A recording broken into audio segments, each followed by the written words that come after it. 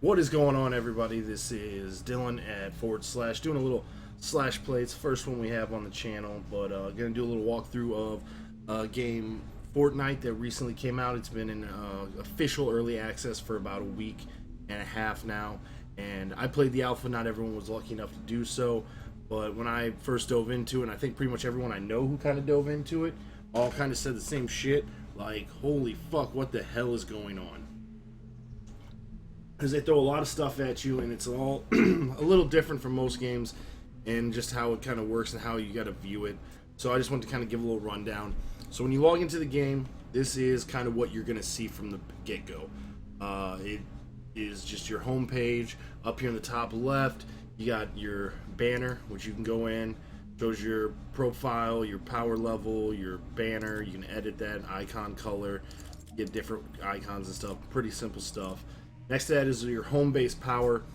This is what I would consider your level for all intents and purposes. It's how strong you are and what missions you should be able to handle. It's not exact representation of level, but it's probably the closest thing in the game. Moving over from there, you got your boost. If you have any boost going on daily or XP boost, and your bar here shows the same. It shows your regular XP, your boost XP, daily bonus, how many skill points you get per bar. Because filling your XP bar gives you skill points, not really levels. And then this right here is how many skill points you currently have to spend. Then you got the money currency, the V-Bucks, which you buy the llamas with. And then your friend list and the menu button that every game has, which you can do a lot of that banner stuff, boost, and all that stuff in here. Also, if you haven't linked your Twitch account, you do that in the settings here, right here on the live streaming tab. You just boop boop in and out, get that done. So let's get down to the main thing here. This is the play page. It shows you your current quest progression. As you see, I'm in Plankerton on quest page 5 of 13 on the mission air quotes, the one that's glowing yellow there. So it shows you your mission. Over on the right, it shows you air quotes, what you need to do. Complete a storm chest and a successful mission in the 28 plus zone. Shows me what I'm going to get for it. And then there's this nice convenient play now button. If you don't feel like going to the map and figuring out a mission to do, you can hit that and it'll just throw you in one that will meet the requirements to complete the quest. So that's pretty much the play page. Pretty simple. So then you got your map page, which has the 4 zones: Stonewood, Plankerton, Canny Valley, and Twine Peaks. I'm currently in Plankerton, so we'll just jump into that one. And you have kind of a whole bunch of missions, pretty simple coloring guide: green, yellow, red, orange. The darker the color, essentially. Green is easy, yellow is medium, orange is hard, and red is really, really hard. So, then there's also this where your home base is, where you do your home base missions when those come up, as well as this play with others, which is a really great thing. You get a 20% XP bonus as well as the normal mission rewards, and it just puts you in a random mission. When you do this and you select it, you can keep it on quick play, which will just find the best for the difficulty that you're at, or you can do quest progression, where it puts you in a mission and make sure that you get to a mission where you can do your quest. Usually, not always. A lot of times you might get like a storm base and you can't do your missions there unless it's just complete missions. You'll notice that there's little timers next to certain missions, and when you click on those, there's this little bonus here. The timer's up here at the top, where it shows 42 minutes left. But if you complete this mission, you get, on top of getting the normal stuff, you get an extra bonus, and those things can range from schematics to defenders to V-Bucks to experience for heroes. So all kinds of different rewards there that I've seen. That's pretty much your map rundown. So moving on to heroes. So this is your hero page, where you can select your primary hero, which your primary hero is the one that you will be on the map. Kind of gives you a rundown of their skills here. Shows all your stats and improvements. Your squad bonuses you unlock as you go if you're not quite that far. These slots essentially give you bonuses, the stats, as well as bonus support skills here that go in this bonus section, depending on the person there. Like this one gives increased movement speed of 6%.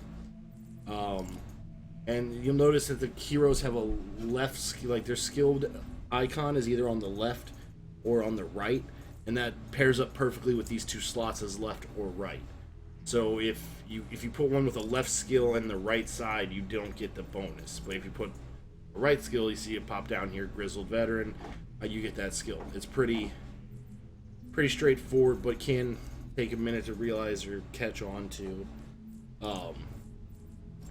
So those are where you put two other heroes that you've collected and leveled up, and you get a percentage of their stats added to yours, as well as the possible bonuses. And then there's mission defenders, which these things are only viable if you're playing without a full party.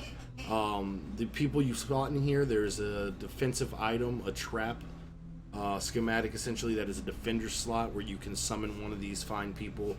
You join you, give them a gun, give them some ammo, and they will help you defend whatever mission you're doing wherever you put them. So that's pretty much the rundown of it. Like I said, you can also do your upgrades here. Down here in the bottom, you can go to upgrade them or evolve them if you have the stuff necessary to do so. That's pretty much your hero page. Like I said, over here on the left, it shows your current health and shield, all your fort stats, fortitude, offense, resistance, and tech. Kind of gives you a rundown of those. Any bonuses. You also got to see all stats, which will have a much bigger breakdown of stuff like building health, building cost, weapon damage, all your like big numbers if you want to see exactly where you are on certain things. You can view all that right here on the hero tab. Then we got our squads tab, which this is probably the one that messes most people up because defenders. We'll start in the right. So you'll unlock expeditions. It's pretty simple. It gives you a mission. The missions can either be by land, by sea, or air. The number below it shows how many missions you can send your people out on. You'll unlock more as you go forward. So I can do 2 land missions and 1 sea mission at a time. After that, you go through. This is the power level you need to be able to successfully complete it at 100% rate. You'll select one. I'll tell you a little bit about it, about the rewards. If you have any bonuses like this one, like, oh, Outlanders get a bonus to this. Then you prepare expedition. You slot somebody in there. You'll see like, oh, that's 21 power. I need 75 power, so that's only a 28% success chance. So you need someone a little bit stronger in there to really pull that off. But so the closer you get to that number, the higher your percentage of success. Pretty simple. I usually do these. It's a little like mini game, little micromanagement shit stuff. Cursing. It's pretty simple though. They get bigger usually. You know, the more it costs, the better the reward. It's pretty simple though. I usually do these when I'm done playing, and I know I'm not going to be playing for a while. The missions can take anywhere from 4 hours to 22 hours and even longer on some of the bigger, crazier ones. But yeah, so that is the expedition squad. While you're running them, when you put someone out on one, it will show it down here that you have a current expedition. Defender squads are essentially the same thing as your mission defenders, only they can be summoned for when you're doing your storm shield mission. So you have the 4 different zones that you unlock, and it kind of shows you where your shield level is at the current state and who you can use if you use that defender slot. Survivor squads, and I think this is probably what kind of makes people sit there and scratch their head a little bit. So when it comes to survivors, the way I look at it is this is the gear of the game.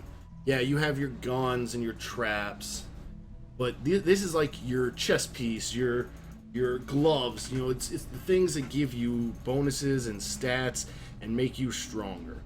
The survivors are your gear. So you build these teams, and there's 8 total teams that you'll unlock as you go through the game.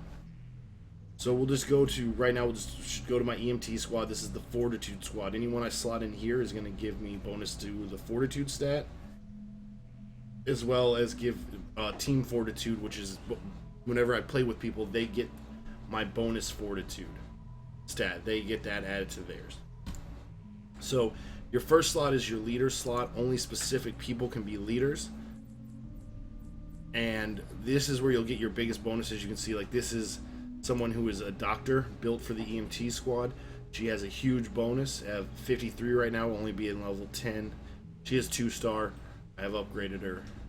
So then there's these two fun little things, which you'll see them right here as well. Dependable and Doctor. So the first one is a personality trait. The second one is kind of like their skill set. So the leaders are for what they pair best with. Doctor EMT squad, and she has, like I said, the dependable personality. I don't have anyone paired with that, but you can see that this particular survivor has analytical, and I have two people paired with them, and you see their numbers are blue, not white, because they're getting a little bit of bonus for matching personalities. So when you're able to match personalities, you get a little boost to what they give you stat-wise. And then for regular survivors, they have their secondaries, but their secondaries are bonuses. They can increase regular range damage, trap damage, health, shield recharge, all kinds of different little stats, ability power. So if you match them, and you'll see over here, I have health bonus 2 of 2. So when you put someone in, and then like the trap damage that this gentleman has is 1 of 3. So I have to match 3 of them to get that bonus. I only have 1 in there, so I don't get it. However, I do have 2 hearts, so I get the health bonus. So now I get plus 5% health, as well as all the stats that I get for this particular tree. And that's like this basic rundown. As you can see, going from them, I have range damage increase in my EMT squad, health bonus here, shield regain bonus, another health bonus, another shield regain bonus. I don't have anything in this one, and then another shield regain bonus here, and then nothing in this one. So that's pretty much it. So look at these people as gear. You got to level up the pieces. The survivors, make them stronger. It makes them give you bigger bonuses. It helps you get your home base power level up. And you want to pair personalities as well as pairing bonuses in order to get as much out of them as you can. Even if it means, taking 5 less points to fortitude might be worth a 5% bonus to health. You got to kind of look at it and see what you think is best. So that's the squads. Simple, but like I said, it's a lot, and you got to kind of wrap your head around that. That's your gear, so you got to kind of look at it that way. And you have your armory. And for the armory, you have schematics, which are essentially, all of your ranged weapon schematics that you can craft an infinite number of times, as long as you have the resources to craft them. When you look at one, it shows you here what it takes to craft it. It shows its power level. It's, silver, ranged, assault. And there's copper and handmade, and so. And then it shows its level, its star rating. It'll show if it's legendary or epic or common. And then you can click the stats tab up here on the gun that you're selected on, and you can see its actual damage output, its crit chance, its crit damage, fire rate, magazine size, just normal weapon stats in there. And then when you go to crafting, it shows you everything about what it needs to take it. And on the main stat, it shows everything almost. So it shows you all the stuff you need to craft it here. Its actual DPS number here, 1785, as well as all these bonuses which it gets for leveling up. You can see here one that's not leveled up so high. When you get to level 5, it does this, 10, 15, 20. So as you leveling them up, they also unlock these perks as they go. And then to upgrade them, you come down here, you click the upgrade, you dump your schematic XP into it, hit that level up button, it shows you its improvements over here, and pretty simple. And that works for all of them. As well as, so you have your melee, you have your traps, all of them work that same way. They show you the different stats, the different little perks about them, their bonuses when they level up, everything like that. Pretty simple. You can also use this recycle option, so like you have 2 items that 2 of the same schematics and you want to recycle one, or if you have one you just don't use and you want to click it and hit that recycle button, then you click whatever you're clicked on, it will automatically recycle unless it can't. This is like a starter thing where it can't be recycled. But if I click on one, it'll go to this recycle, and it'll show me that I get weapon design as well as schematic XP. You hit confirm recycle, and bam, it's gone. But you get this to spend on other weapons and guns, or melee weapons or traps. Pretty simple.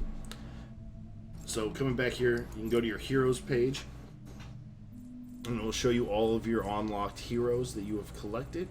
You can break them down into different groups as all, new, level up, and then the actual types: heroes, commandos, instructors, ninjas, and outland. You can kind of see all the different ones by breaking them into those little groups. Same thing, you can retire a soldier. You click on one, you hit that retire button. This shows you what you get, depending on what you click on. You get XP and training manuals to help improve the ones you're not getting. Same thing as before, it shows you their stats as well as bonuses. This is like that squad bonus for being in the squad support slots that we showed earlier, and then as well as what they get as they level up. Defenders, same thing. These are survivors who are used in those defending slots only. Break it up into damage types from assault, rifleman, bruiser, gunslinger, shotgunner, and sniper. All survivors, this is all your equipment. Like I said, get that in your head that this is just gear. Show all the ones that have symbols on them, show you that they're socketed and what group they're in. That's the EMT squad, think tank squad, all the different little groupings. And if they have a symbol on them, they're in a squad. Down here, this is transform. So this is where you can pick what you want. Say you want to make a ranged weapon. You hit select, and then you need to get 0 of 16. Well, you can go through your other recipes, add one, and look, I got 80 of 80. It's way overdone. So I'm going to get a rare ranged weapon and 2,500 schematic XP. It's also going to cost 500 research points, as well as I'm going to lose this whatever I put in here. But you can kind of craft random blueprints for yourself that way. Sometimes it's random blueprints, sometimes it's just the items, so you got to read that stuff carefully. So it's like schematic rare as opposed, I guess maybe they're all. So collection book. This is a huge way doing you with all your extra shit that you got going on. You can go through here, and if you have someone unlocked, like in this case, this particular hero, I can slot them. You can see by slotting them, I'll go up this much in experience. As my collection levels up, it will give me a reward at every level. These things can be 500 V-Bucks, it can be schematic XP, it can be all kinds of stuff. You can pretty much get any type of thing from all these different rewards. Something that I did not know, you can, if you have one, you can collect it a second time. However, it usually has to be like, see how this one's like power level 11 instead of 10? I had to, so I collected one at 10. I leveled up the other one once, and I was able to collect it at 11. So they have to be like, usually have to be higher level. But like I said, you can collect anything. But you got to remember, anything you put in here is gone. You can't use it anymore. So you don't want to just drop everything you have in here, because then you'll lose them for good. So that's the collection book, and like I said, it goes down to heroes, peoples, your traps, all the different weapon types, it's everything.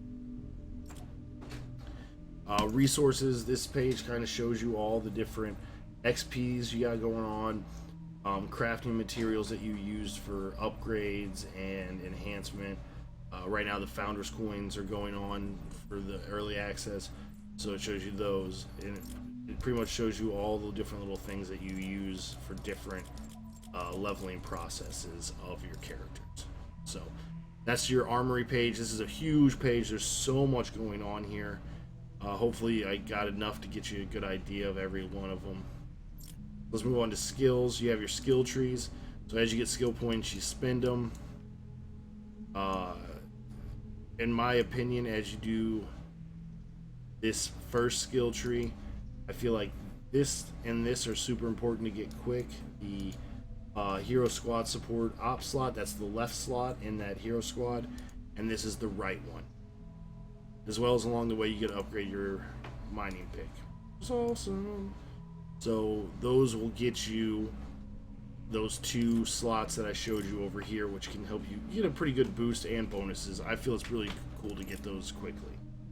So as the skill trees unlock, they get bigger and more expansive. The top is always for the commando or soldier evolution. Then you have the constructor evolution. This is usually a general generic run of things as well. And then down here below is the outlander and the ninja. And that's how all 4 of the trees go. It's the, no matter if it's 1, 2, 3, or 4, it's always soldier, constructor, outlander, and ninja. As well in the middle is just more generalized stuff. And also helps you where you go to lead to the next tree. Big things always these research. How much research points you create in an hour. There's 3 upgrades. There's one in skill tree 1, 2, and 3. They're also kind of big and important to get. They help you get your research stuff up quicker. That brings us down to the research tree. Once you unlock this, you'll start producing X amount of research an hour. This goes whether or not you're in the game or out. But on top of that, you get all these different nodes, increased stats, unlock squad slots, unlock spots for your air, land, and water missions, unlock backpack slots, all different kinds of things that go in here. And these little ones are personal fortitude increases. These bigger ones are party fortitude, so everyone gets them in your party when you're playing with them. And it goes up kind of the same way. There's transformation recipes that you can unlock in here as well. So it just, like the other one, it just grows and grows and grows. It gets more and more expensive, and you kind of look around and see what you really feel is best to get first and fastest, because the cost does go exponentially higher. I think at most you're going to be getting 162 an hour. And you can see here in just the skill tier 3, they're 2,700 a node. It's quite a few hours to get one. So kind of want to map out a little bit, make sure you're not wasting them. You want to get to the big things. In my opinion, like squad slots are pretty important. They're huge for advancement. So, you want to make sure you're working to get those things quickly. Moving on, loot. This is where you buy your llamas. So there's always the upgrade llama. If you have mini llamas unlocked, they'll be over here to the left of this one. But these are your standard llama. One for 100 V-Bucks. You get, it tells you down at the bottom, it contains at least 4 items and 1 rare. But it has a chance that when you buy one and you open it, it will upgrade to silver, which it gives you 6 items or 8 items instead. And usually it has a purple guaranteed, an epic. And then if you hit it again and it goes gold after going silver, you still get 8 items, but one of them is guaranteed to be, or 1 or 2 of them is guaranteed to be legendary. Right now for the launch event, you have the Founders Llamas, which every time you get 100 Founders coins, which essentially you get 10 Founders coins for every llama you open, and then you get llama coins for certain quests and stuff as well in the game. And it's a similar one. It's power level 5 per special event pack guarantees 1 Founder epic weapon, so you get 1 purple guarantee that's a Founder's weapon. It's one of the normal recipes. It just has Founder next to it. You can't collect it. All you can do is break it down if you don't want it. So then the 4th one, they have these specialty slots. And these can range from people llama, ranged weapon llama, melee weapon llama, trap llama. There's a legendary troll llama. There's also legendary versions of the other ones that are more expensive. This one in particular is a people llama, like it says down here. Just make a purchase and move along. It contains at least 7 people somehow. There's 7 people inside of that thing. This times 4 number, it's not how many llamas you get for the purchase, how many times you can purchase that particular special llama in the 24-hour period that it runs. These llamas are on 24-hour periods here on the end. In my personal opinion, the best one is just the 11 upgrade llamas for 1,000. So it's essentially buy 10, get 1 free. Especially right now, it gives you all the Founders coins, so you get that unlocked. You get one of those as well. Plus, you just get a lot of items from the. And I think the rough numbers on that is it's in a set of 10 or in a set of 20 llamas. I believe it's like two. On average, two will go silver, one will go gold in a set of 20, roughly. So that's where you buy your llamas, which is where you get the majority of your schematics, survivors, heroes, everything. All your stuff. The store page. This is where you can upgrade your pack, whatever you bought. So I bought the $60 version. I can go up if I wanted to and get the next one up. This is what I would get, the difference of my set to that one. Or I could go to the big 151, and this is what I would get to add extra on top of what I already got from it. This is also where you can buy your V-Bucks if you want to spend money instead of earning them in-game. As of right now, you can earn quite a bit in-game, but I assume at some point that will die down the farther you get. It looks like it's about $1 per 100 is what it averages out to. But obviously, bonuses for bigger purchases, like all microtransaction style game. And finally, the quest tab here. It'll always show you your main mission. It's the same one you saw here back in the play. Bam, main mission. If you have your Twitch account linked, you can get your Twitch quest here. Side missions, which usually offer some decent stuff. Your daily quest, which always give usually V-Bucks and some Founders coins. And the challenges that go to 1 to 10, and they just, every time you complete it, it just goes up to the next stage and tacks on how many of the same thing you got to do. They actually just added this new one, Toxic Treasures, where I unlocked it because of a certain point I got. I don't really know which is which. But as you do it, you get the rewards, and once you get to 10, that's the final one. It goes away. I've already completed 2 of them all the way through to 10, so I feel like they could have kept those going maybe a little longer, but I digress. But then, and like I said, for most of these, you can, if you click on one, you can kind of click play, and it will try to pair you, and instantly start putting me into a mission, traveling to a lobby now. So it instantly kind of put me in there. So in the lobby here, this is the last thing. If you click on your hero, you can edit your hero squad, so you can go right here to edit and change these things.